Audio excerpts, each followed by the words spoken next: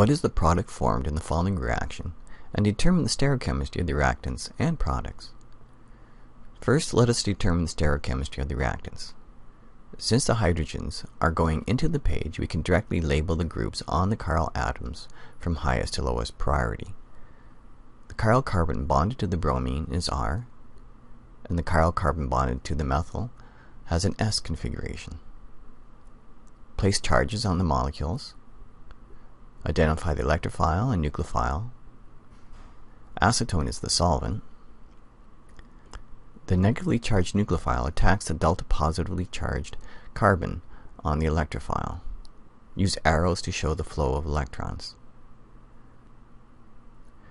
This shows the electrons from the sulfur are forming a new sulfur-carbon sigma bond, and the electrons from the carbon-bromine sigma bond are transferred to the bromine atom. The nucleophile must attack from the backside of the carbon-leaving group sigma bond. In the transition state, bonds are forming and breaking. The nucleophile is forming a new sulfur-carbon sigma bond, and at the same time, the carbon-leaving group sigma bond is breaking. Thus, a stereogenic carbon is inverted and a trans product is formed.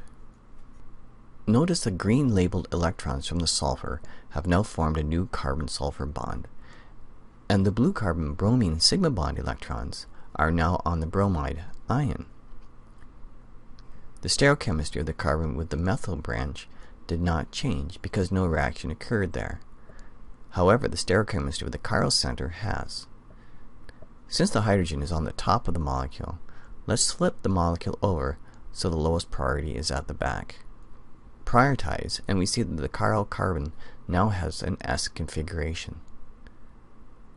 Thus the product is B, trans 1-ethylthiol 3-methylcyclopentane, and we see the chiral carbon where the SN2 reaction took place has been inverted.